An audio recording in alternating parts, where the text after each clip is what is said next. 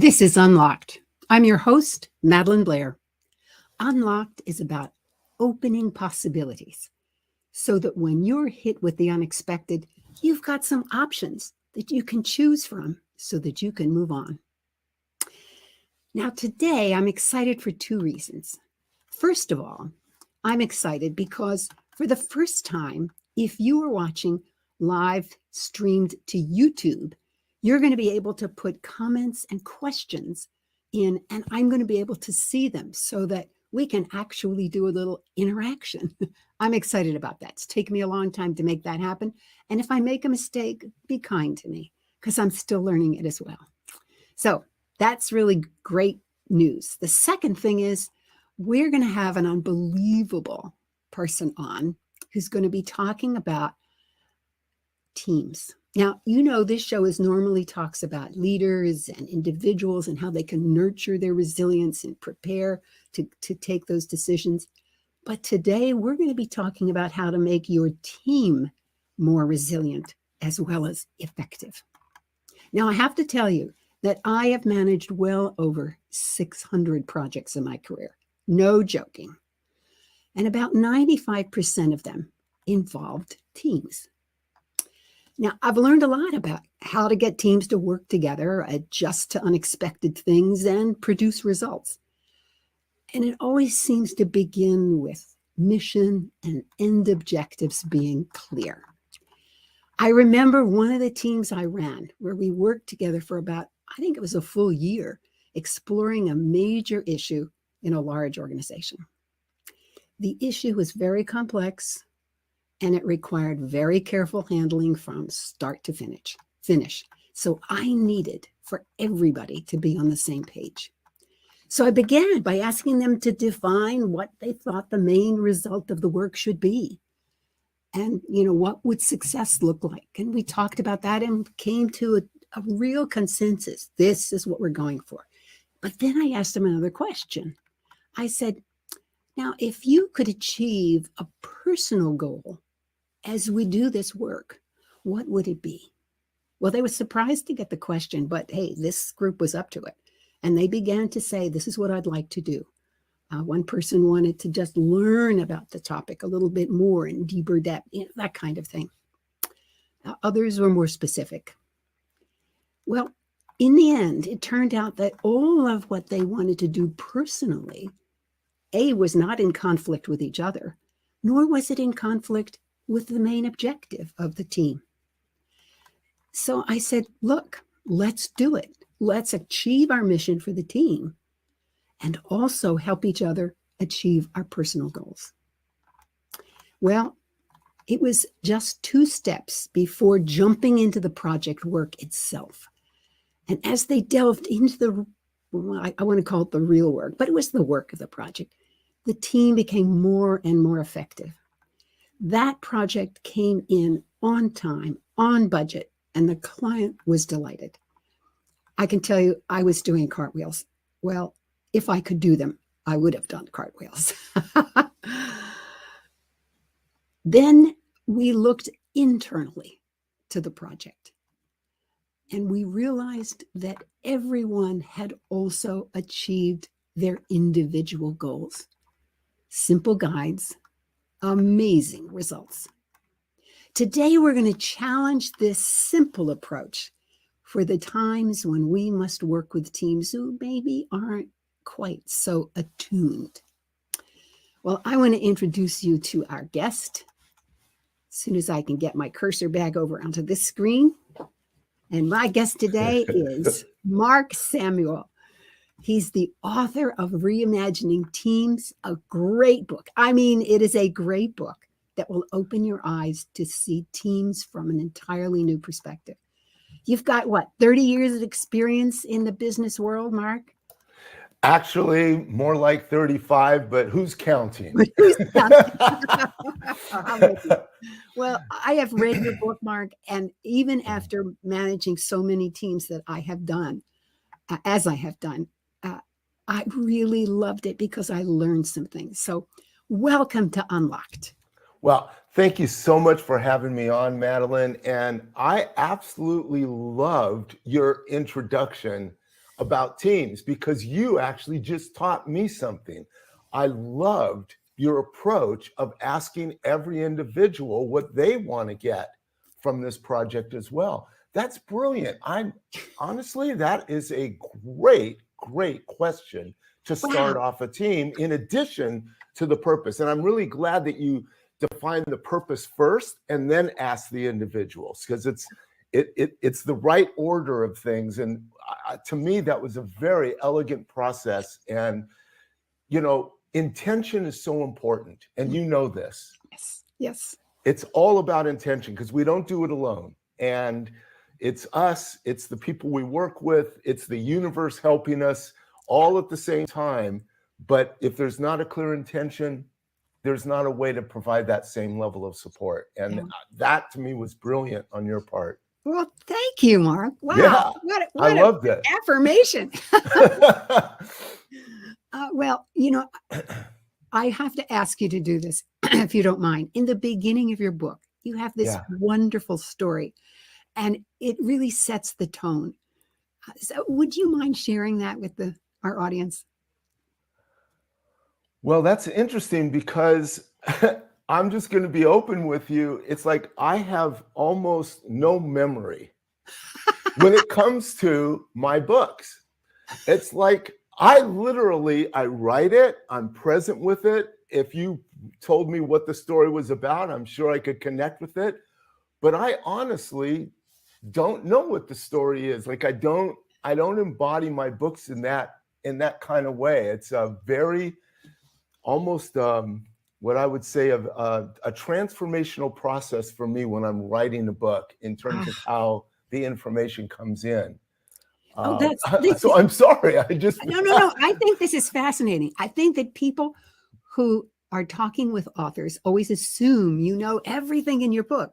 And I know I've written 5 books. Don't ask me details about my books. It's the same thing. It's just too much. Yeah. Yeah. Well, let's move on then. Yeah, I'm sorry about that. I should have reviewed my book before coming on. That's okay. That's okay.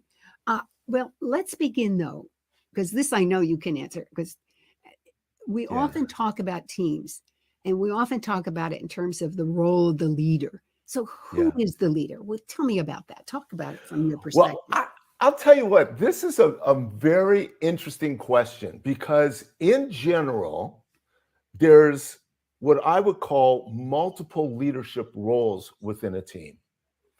There's obviously going to be the person who is, quote unquote, the authority leader, the authorized leader of the team. That could be a project leader. It could be in the hierarchy of a manager with their direct reports. And they're the leader. And it's very important. Their role becomes very important because they represent 2 things. One is the direction of the team and the consciousness of the team.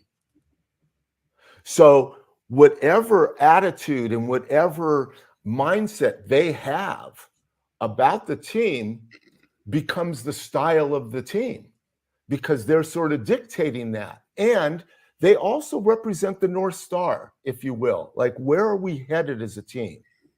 So those 2 roles are very important. But as the team gets built and evolved, my expectation is anyone could be the leader of the team if they're the ones who can represent the North Star in that moment, if they're the ones who are sitting outside of what's going on and can provide an accurate reflection of something that's either not working or something that is working really well to reflect that back to the group. So in my viewpoint, it's not the leader's responsibility to always keep everything on track because the leader is part of it and they can lose their objectivity even as the leader. I expect everyone on the team to play the role of keeping the team on track and raising issues and reflecting observations of what's working and not working. I love that perspective because it in a way, it makes every member of the team get a sense of their own agency. Yes. that they've got a job to do in addition to achieving the goal. Part of their Yes. job is to make sure they're still moving in that direction. Well, and that represents one of the biggest breakdowns of most teams. If I'm not involved, if I'm a team member and I'm not involved in the conversation, I check out. And I'm getting distracted by emails and I'm getting distracted by my other goals. And I don't think I need to be engaged because it's not my focused area of conversation. And that's a very big mistake and error, because the people who aren't involved in the conversation are the most objective. And therefore, they can provide the most creative and innovative critical thinking in the group, because they're not on the inside, they're on the outside looking in. And that's a very important role for a team. And if you think about it, almost all sports teams, music groups function the way we're talking about. It's not the coach of the sports team that's always leading the team. The players lead the team. The players are initiating improvements, ways to streamline, ways to get better, and they work with each other to do that. And one day it might be one person, another day it could be somebody completely different. And yeah, there are some generally, there generally are people who maybe rise, who are more in that role than others, but it's not 100%. You know, like you can have in the old days, Michael Jordan would be one of those people on the Chicago Bulls. But there were times when it was Scottie Pippen, and there were times when it was other players that took the lead. It has to work that way, or it's not a true team. You know, another thing that I kind of was thinking about as you described that, oftentimes when you're in a team, you'll have people who are what I call noisy people, who Yes. are thinking out loud all the time. And then there are people, who just sit back and listen. And what I was listening to was, wow, that means as the leader of the team, you better make sure that every now and then you turn to that quiet person and bring them into the conversation, because they're going to bring a perspective, a richer interpretation, so to speak. Yeah, absolutely. And it's really important. This is, again, maybe another role for the leader, although, again, I think it's a role for everybody on the team to understand what are the innate gifts. What are those zones of genius that each member brings, so that we can fully utilize the strengths of the team, rather than, and again, here's where I run into trouble, is I get a leader who's the smartest person in the room, and albeit, let's say they are the smartest, but they make the assumption because they're the smartest, they know more than everybody. And that is a very huge mistake. The collective intelligence of a group is always greater than the smartest person. Yeah. Not always. That's an overstatement, because sometimes that smartest person could be the visionary of the group that other people don't see. But in terms of the operational aspects, the collective intelligence of the group is always so critical to understand. And I have a very short story. Can I tell you just a short? This goes back to my very beginning days, long before. This is like 35, if not longer, years ago. And we were working with a team of, it was a management team of a small organization, only about 5 or 6 people. But one person they wanted us as consultants to watch, because they were thinking they needed to get rid of this person. Literally.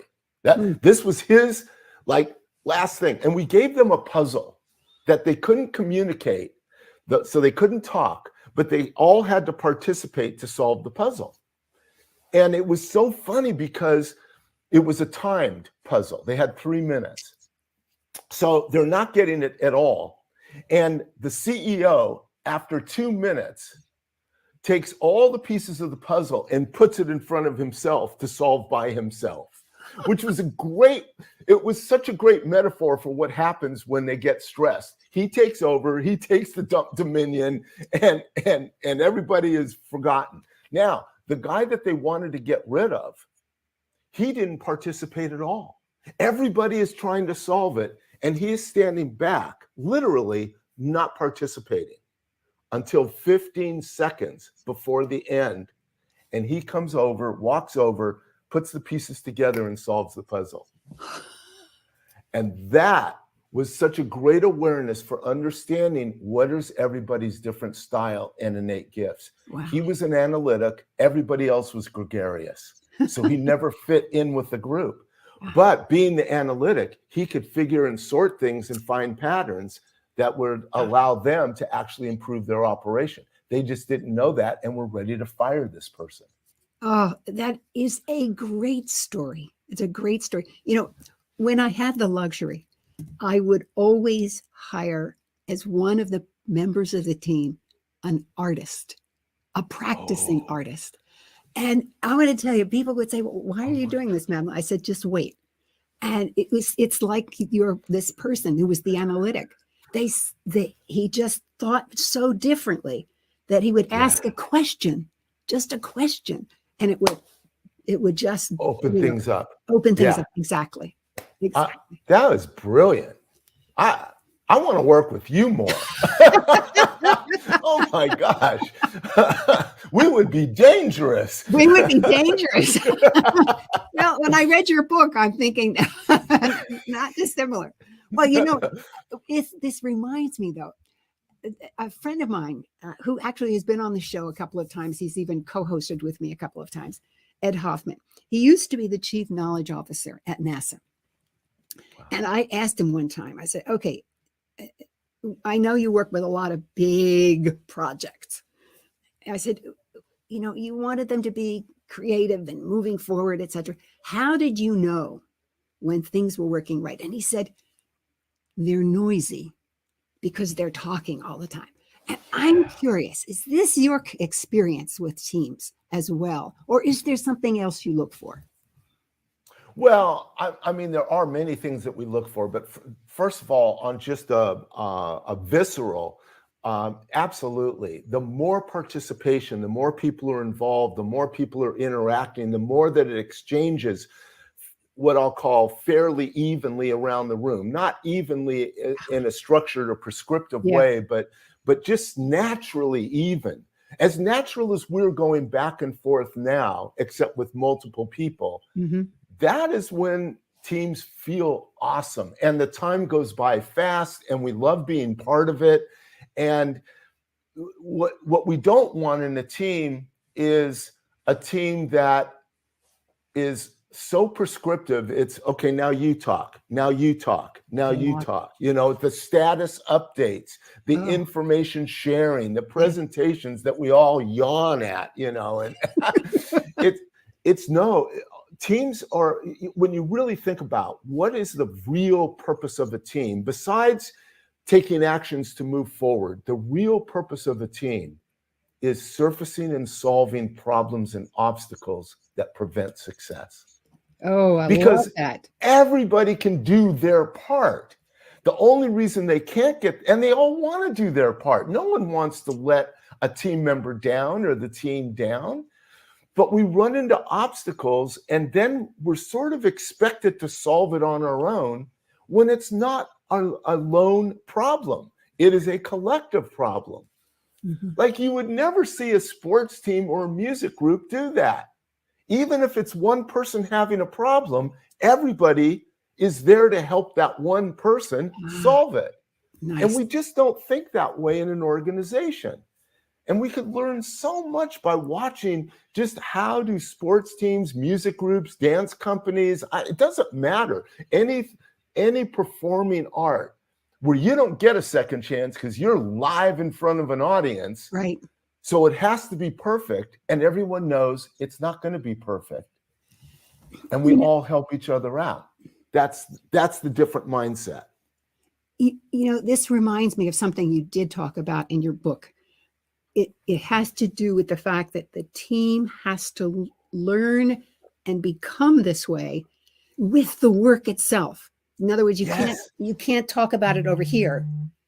That's right. Absolutely. Like the problem is, you know, how does a baseball team learn to play baseball? They get on the field and they play and they practice in that environment. They don't go off to some classroom to learn teamwork. They don't go to a ropes course to learn teamwork. They have to get on the field. Same for musicians. We have to rehearse together. And we can rehearse our own part and come prepared. But at the end of the day, it's not about our part. It's about how we collectively play together. And you can't learn that except to do it through experience with each other. That's the piece that's missing in organizations. And the excuse is, well, a sports team and a music group have time between their concerts where we're always 24/7 operating.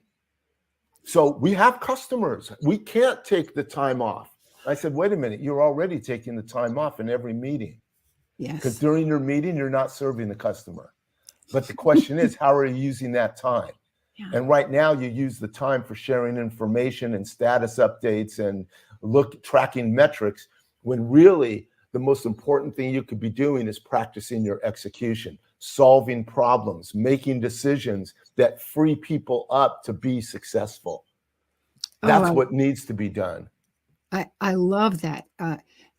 You're right. Sitting in meetings, it can be deadly, and yet done well, it can be so. It's actually what makes the team work. Exactly. And unfortunately, when meetings don't work, guess what we do? We add more meetings as the solution. I'm just working with the team that just did. I just heard about it yesterday. They took a team that was a team meeting that was working well, decided, oh, it's too big, so now let's make it smaller. So now they don't even include all that needs to be represented. And then they added another meeting with 25 people, 3 times more than they had originally, and can't get anything done because it's too many people. It's like, wait a minute, why are you adding me? Like, why aren't we being outcome driven with our meetings with a clear purpose rather than just adding meetings because we're operating dysfunctionally and we think we need to get together in a room? You make this point in your book as well, that the team has to include all the people who are involved in actually solving the problem. Yeah. And I know when I work with student teams, I like to keep them small because student teams they have a very express amount of time. They've got to get it done, and they're still learning, so you can't overburden them. So I always limit them to like 4. It's got to be has to be at least 3 in order to have good interaction. But really, I love to stop at 4, although I will go to 5. But you're right. In a business, sometimes you need 25 people around the table. Oh, yeah. But tell me some techniques that you've used to help them understand how to work with such a large group. Well, so here's the thing it's going to sound so logical when you hear this, like just so, oh my God, practical. The larger the number of people, the more problems and breakdowns you have. So guess what you can do? You can divide up all the different breakdowns and have small groups solve them. So you use the resources of the group. Okay. And therefore you can accomplish so much at one time. But see, people are afraid that large numbers mean you got to do everything together. You don't have to do everything together. It's like, who cares that everyone's doing it together? As long as they're aligned, they can be off separate. And I sort of describe it in my book as a triangle where you've got a triangle and then everybody represents kind of a vertical row within that triangle. Well, at the bottom of the triangle, you're basically self-centered.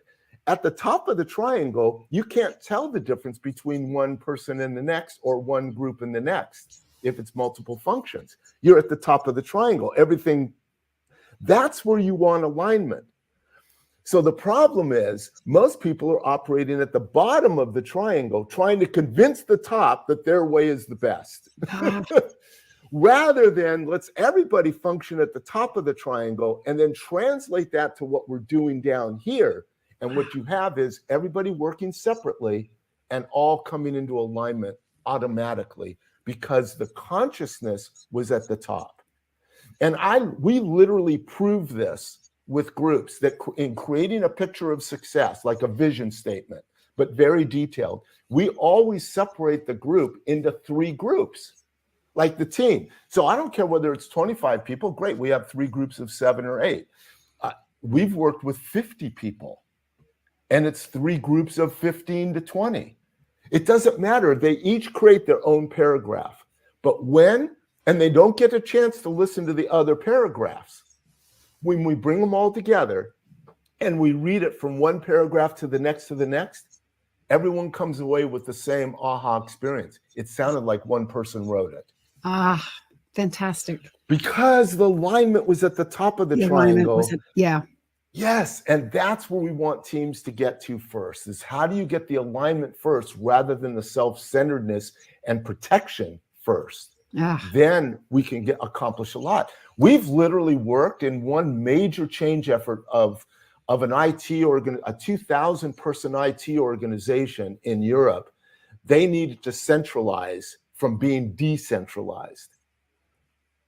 We got 65 people in the room together to create the vision for that change, to set up what habits, to set up the project teams. And they had a year and a half to make that happen. They didn't think it could be done any sooner than that. It was completed in 9 months. I love it. I love it. You know, we actually have a question from the YouTube channel. Yes. He's got his name here, and I'm going to be brave and announce it. You're just going to have to tell me if you don't want me to say it next time. It's from Frank Brillman. Get this. He's asking me the question. What did you, with your experience, find the most new, different, unique about Reimagine Teams? Well, now that is a great question, Frank. Let's see. I think it was this aspect of what you talked about just now, that you have to be so aligned that you can break it up. And because of that alignment, you come back, you know the path to come back together. That's something that often gets missed, especially if you're working corporate wide, because you have to work with so many people. So yes, I would say, Frank, that's my response. And tell us on the YouTube if I've answered your question, and if you have one for Mark. No, just give them to Madelyn. But there's also another misunderstanding around teams too, and that is the idea of inclusion. Everyone wants to include everybody right now, but inclusion is not the goal. It is literally not the goal. The goal is actually representation. If I can represent your issues, challenges, goals, then I don't always have to include you, because you're going to trust that I've got your back. Yeah. And so you don't need to be at every meeting if I truly can represent you. Now, the problem is, if we haven't worked together, and if we haven't solved problems together, then I don't really have that understanding. So until I can represent you, I do have to include you. But the teams that really do the best are teams that have been together for a year, 2 years, and they've solved problems together, so much so that they understand the challenges of each area, and they can represent, like I could represent your challenges as well as you could represent them. Well, now I can speak for you at the team meeting and say, no, this isn't going to work for Madelyn. Yeah. Because of X, Y, and Z.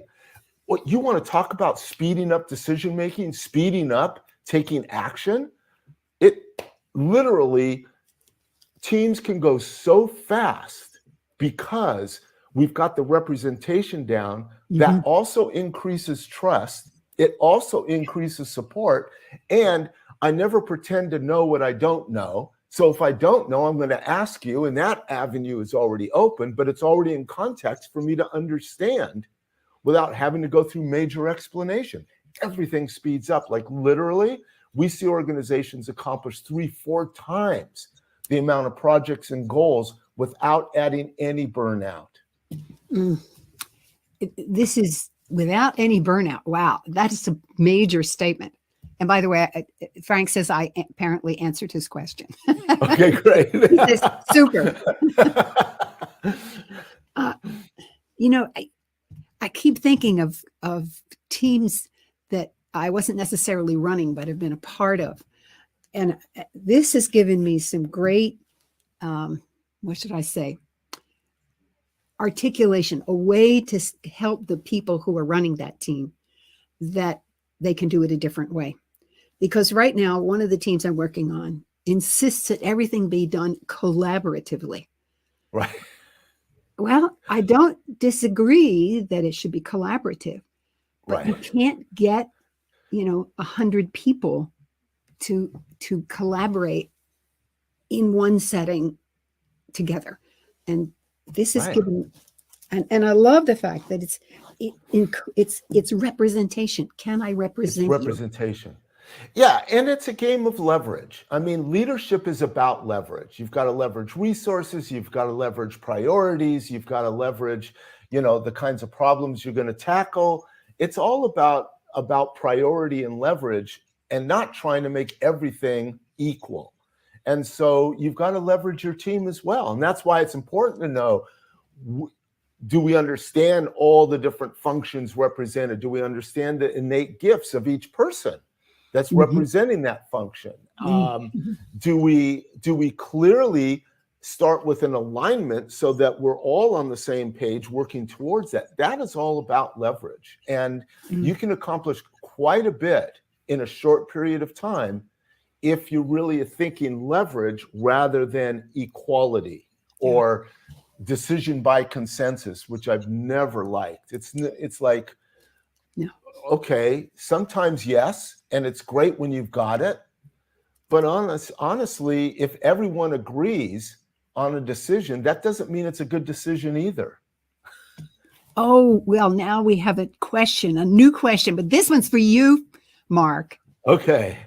It's also from Frank. He says, why are the team habits, that collective habits of execution, the missing piece, etc., so important for desired outcomes? Well, it's a great question, and there's so much emphasis today in from several books, Atomic Habits, and there's the first one that came out. I'm not remembering the name exactly, but there's a great focus on habits, and really habits are the things that create change. The problem is that teams have to have team habits, not individual habits. They have to be collective habits. Whether it's a baseball team turning a double play, whether it's a basketball team on a fast break, whether it's a music group transitioning from one tempo to a different tempo, it's a team habit that makes that happen, not individual habits, all based on individual goals and priorities. It's a team habit. The purpose of habits is it's a practiced optimal behavior such that it becomes so automatic that when I'm stressed or overwhelmed, I don't have to think about what to do next. That's the issue. It's like, we're going to get stressed and overwhelmed. You either take the time to think about it and then muddle through it and then go into restriction because we're feeling the crisis and the pressure, or we've practiced the habit so much, we just automatically show up and do it. That's what sports teams do. That's what music. Can you give me a business example of a what did you call it? An optimal behavior, a practice. A team habit. Yeah, absolutely. So one team habit could be, how do we surface and solve problems? So how do we know to do that? Right now, in most organizations, when a problem shows up, the individual who feels the pressure of it starts to solve it. And it's the most natural thing to do. But if we're going to function as a team, that's not going to work, because your solution could create 3 more problems for other people. So we have to have a habit which says, when there's a problem that affects other people, we surface it to the team right away. As a team, we discuss what's the criteria for successfully solving this problem so that it has the least negative impact on either any function or the customer. Mm. Then we go through our process of sharing ideas in an open space until we collectively, based on the timing, so we can't just postpone it, we have to make a decision. Great. And then we set up a recovery plan that if it doesn't work, here's how we're going to reconvene to modify that decision. Like that would be a habit is a collection of competencies. Got it. See, right now, most organizations focus on isolated competencies, but you can have a competency and not apply it well. Right.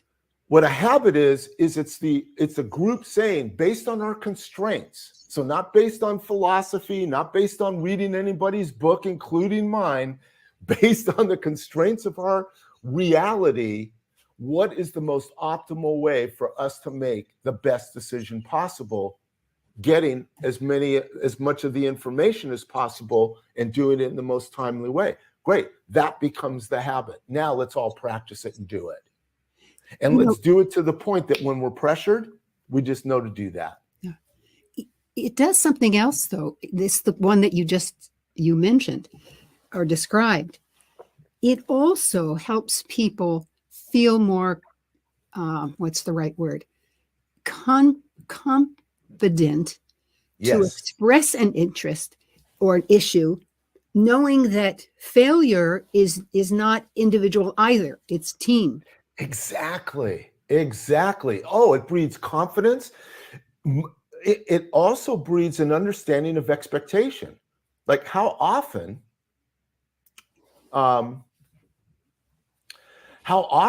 are teams affected by someone who is not in alignment doing their own thing and then affecting everybody else or caught off guard or whatever. This way, you don't have that. The teams can solve anything. It really gives that level of confidence. Good. Mark, I'm having an interesting challenge here. It's telling me that my battery is low and it can't be. No, I think I've already fixed it. Never mind. I think I've already fixed it.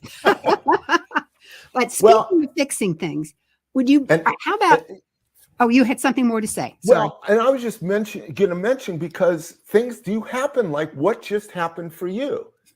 And it's all about, do we have a recovery plan? Mm-hmm. And you have multiple recovery plans. Your first was going to fix it. The second was probably if you couldn't fix it, let's take a commercial break or a break, if you would, so that we can get it fixed. And those are recovery plans. Yeah. Okay. I'm curious. I have a couple of kind of situations, certainly ones that I have encountered myself. And I thought, well, let's try to solve some of them. The first one is when you have a team that's been working together for, let's say, 3 years, and they've just lost their mojo. Yeah. What do you do? The most important thing, and this is actually something I'm going to share not only for teams, but for individuals. So I do this myself. Whenever I lose my mojo, I start to feel like I'm in a rut. I have to reimagine my future. I have to get myself out of the present rut. I call it kind of my A state. I'm like here at this moment, and I've got to get myself to a breakthrough state. Thinking of the future, what is my ideal? What would be my optimal? Let me redream again. I have to get out of my current reality sometimes to do that. And quite honestly, I do that generally about every 3 to 6 months personally, just because I can get in my own rut. And so I'm always, creating a new picture of success. What would a new picture of success look like for our team? If we were operating with full mojo, what would it feel like? What would we be doing? What would we be accomplishing? How would we be interacting? What kinds of problems would we be solving? How would we be, expanding our influence in the organization? These would be all the questions I would be asking to reinvigorate my mojo. That's that's an exciting way to do it, because it says that that energy, that mojo is within us if we just take Yes. a moment Always. to come back and, as you say, see the vision again. Yes. I love this. I love this. Yes. And then you can translate that picture of success into what would be our new habits. So how do we need to show up differently with each other to lock it in and make it current reality? So you can't just, the problem with visioning today is people create visions and then they go right into goals. And what they haven't done is they haven't grounded the vision into current reality. So they end up creating goals and going back to old mindsets and old behaviors to produce those goals. And now you have a stuck culture. The way you change culture is you imagine it first, but then translate it into the actual behaviors that we're going to agree to do collectively. The thing that's great about a collective habit or a team habit is that it also means you got a team support system, because we're all doing the same habit at the same time. You know, for me, the worst thing in the world is going on a diet while my family is still eating pizza. Like, that's no fun at all. But if our whole family is eating boring chicken and boring broccoli, then at least we can all complain together about it. Oh, I love it, Mark. I love it. You know, I have done a lot of envisioning exercises as well. And and I love the fact that you say it has to be grounded, because when I did it a little bit differently, I would have people talk about, let's share our current stories. Now, using that as our base. Now, envision, because what I found that people were more drawn to a vision where they could recognize themselves actually in it. So if they could use language from their current stories and see that language in the vision, even though the vision may be 10 years out, doesn't matter. They could see themselves in it. So I think that's somewhat of what you're saying. Make sure, in your case, step back and make sure that you've put yourself in. Well, also, when we create pictures of success and visions, we don't do it based on outcome. We do it based on how are you showing up differently? Who are you in the future? Rather than what's happening as an external, it's more of an internal. Who am I in this future? How am I showing up in the way that I've always wanted to show up? It's very empowering. There's another question that has come in, and I'll tell you what that is. But I also want, before we tackle that, I'm curious about the issues of diversity and inclusion. Now, we talked about inclusion before, and that's important. But I wonder if you could talk about how a group where they have perceived that the people who are the diversity people, however you want to define that, are not being brought in. What do you do in those cases? Well, again, it's how do we create agreements for participation? Okay. And how do we make sure that we have those objective people, not in the conversation, but who are not necessarily part of the diverse group? Do you follow that? So there's the dominant people in the conversation, and then you've got people on the outliers who, aren't as dominant, but also aren't part of the diverse group that is also being left out. It's those objective people that have to call time out and say, you know what, a few of us haven't spoken. Let us all begin to weigh in on this particular problem or this particular solution. And that's why I said it can't be the leader, because a lot of times the leader already has the confidence and their support system, if you will, the 5 or 3 or whatever number of people that agree with them that dominate the conversation. So it's got to be someone on the outside.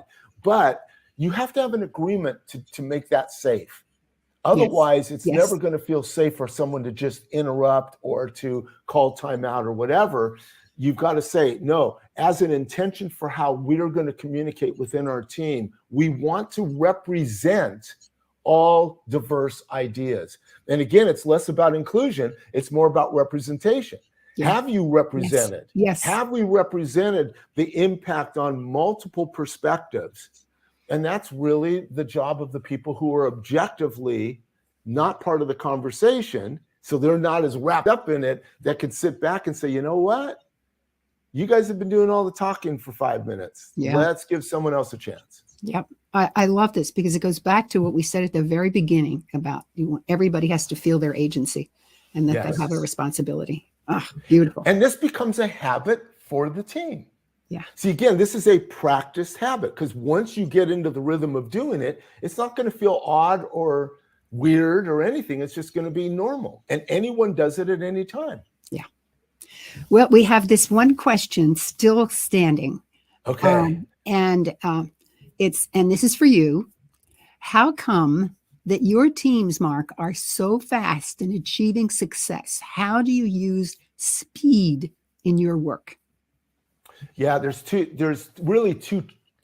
tricks to getting to the speed. One is we always build off of alignment. We never try and solve a problem or deal with setting up habits or doing anything without first being aligned on our purpose, being aligned on what is it going to look like to achieve our purpose. So it's not just the outcome alignment. Easy to get alignment on the outcome. Oh, we want to grow our business 10%. That's easy to do. There's no accountability for that. It means absolutely nothing. It's arbitrary. Why not 11%? Why not 9%? It's like where it becomes meaningful is we get alignment on how we're going to show up together to achieve that outcome. That's the alignment. It's not on the outcome. It's the alignment on how we're going to show up to achieve it. So that's number one. The second thing is that we don't expect perfection. We expect iteration. We expect that we are in a learning environment because we're all pioneers creating something new, and you can't know what you don't know yet. So you don't worry about perfect decisions, perfect ideas, perfect solutions. You get the best solution possible. And the thing that creates the speed is what we call proactive recovery. Now, every sports team, every music group, every dance company, every theater group practices proactive recovery without calling it that. And it's different than contingency plans, which is done in project management or risk mitigation. That's fine. Proactive recovery is about human error. It's about what we can't know ahead of time. And it's identifying how are we going to convene ourselves to solve that when it shows up. We may not know the solution ahead of time, but we know that we can solve it together. If you look at any sports team, like my thing was baseball, we practiced proactive recovery at least half the practice. We didn't practice perfection. We practiced breakdown. Mm-hmm. Theater groups do the same thing. So, for example, you might discuss how you would give feedback to someone that's doing something that's detrimental to their career. Absolutely. I mean, that would be a practice. One of what it would be a practice. That's right. Your proactive recovery. I love it. But a lot of times it's a breakdown that's collective that we didn't anticipate for whatever reason. And instead of going into the blame game to try and find out whose fault it is, which is what most organizations do and teams do, let's find out the source so we can blame them as the problem. No, we get together and we solve it together. And the one thing that's really important is that is an actual competency that gets developed over time. So, and I won't go into the whole story because it's too long, but there was two nursing units in a medical center that needed to move from the second floor to the fifth floor. Okay. One moved and it was great. The other one moved and it didn't work at all. So they had to literally identify that it didn't work, get permission from upper management to go back to the second floor to figure out a new solution, come up with a new plan, present that to upper management, get approval, then move back with all the other functional areas that needed to support the equipment and supplies and everything moving that. And I always ask a medical center, how long do you think that would take? And these are all the leaders in the room, from meeting them, from group to group. They all will say anywhere from 6 months to a year to make that kind of a change because there's so much coordination. This group that had practiced proactive recovery for over a year, they made that complete change, start to finish, in 30 days. Wow. Now, what did that take? It took everybody knowing, senior management saying, if there's a problem, we have to be able to make decisions quickly. If there's a problem, and by the way, this was total employee engagement. Like, even though morale was low before this change happened because no one wanted the change, instead of the nurses complaining, they got together to problem solve and create the plan and the proposal. Everything worked in cooperation with what was going on. Guess what? At the end of the 30 days, morale skyrocketed. Oh, people feel very proud of themselves. Oh my God, of course. We solved the impossible. And Yeah. did it so fast. Absolutely. Oh, great. Well, you know, I can't believe that we're running out of time, Mark. We have at least 3 shows here. I know. Well, and I'll tell you what, I love you. I love the questions. I love the practicality. I'm open to coming back anytime you ask, Madelyn. Okay, we're a team now. That's right. But I want to ask you one last question before we shut down. And that is, let's say I'm 28 years old. I'm starting my career. What can I do to discover how I can become an effective team member? Because I'm not near leadership, but I just want to be a good team member. Yeah. Well, there's so many ways. First, it's start by really understanding the purpose of the team, understanding as much as you can about how the different players are all part of the puzzle of the solution of the team, you know, that make up the team. Like, really be the learner and observer and awareness. And as much as possible, practice having a voice to represent objective viewpoints, but more important, asking questions. Because questions are non-threatening. And as much as we can ask questions to learn, hey, it seems like we're getting stuck here. Does anyone else feel that way? Or it seems like, you know, is this normal that like, I love playing the one that doesn't know anything. Because it gives me permission to ask any question and even make observations, but in the form of a question that is so innocent that I can then learn to be part of this. And the more I gain my voice and gain what my innate gifts are and awarenesses are that I can contribute to the group, be there in purpose for the group in service to the team, rather than worried about how I'm looking, how I'm being perceived, how I'm being judged, if I'm doing enough. As soon as you go worrying about you, then you lose awareness of the group. This is so spot on, Mark, from all of my experience. Absolutely spot on. At that time in your life, and not only that, as a young person, questions are welcomed. Because they assume you. And I'll tell you, in my research, people who are highly resilient are insatiably curious. That's one of their characteristics. Absolutely. So develop it young. It's going to serve you. Well, having answers is not the key to critical thinking. Critical thinking is based on asking questions. Beautiful, beautiful. Mark, this conversation has been so fantastic. I can't even begin to summarize what all you've said, although I've made a lot of notes. But I just have so enjoyed having you. Thank you so much. Do you want to have any final comments to our audience? Well, my final comment is embrace the team and start with grading alignment first. That will make everything so much easier. And remove, remove the idea of perfection out of your consciousness. This world is no longer perfect, and you don't have to be perfect in it. You just have to be prepared for the imperfect. So if you focus on intention, if you get really clear on understanding what's next, and then have the proactive recovery plan so that if something goes wrong, we know how we're going to support each other, to come together, you are off on a much more graceful path of being part of a team. Outstanding advice. Thank you so much, Mark. And you will be back. Okay. I love it. All right. I hope you found this conversation about teams useful. If you have, make a comment in social media about what you learned and we'll do differently as a result. If you're on YouTube, click the like button, please, and make a comment. As always, send me your ideas of topics you'd like to hear about.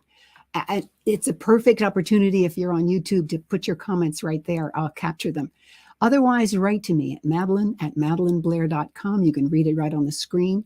I love hearing from you. And if I use your topic, you'll receive a copy of my book, Essays in Two Voices, being used across 4 continents. Next week, we're going to be talking with Tracy Fenton. She is the founder and CEO of World Blue, the author of Freedom at Work, a perfect addition to today's talk. Be sure to put it on your calendar and join us on May 11 at noon Eastern here on E360 TV and live on my YouTube channel, Madelyn Blair. Thank you for listening to this segment of Unlocked. The archives are available of all of our television shows at madelynblair.com/media. Just scroll down, and if you haven't done so, by the way, check out my book, Unlocked, on Amazon. Thank you for watching Unlocked. I'm your host, Madelyn Blair, wishing you infinite possibilities as you unlock your resilience.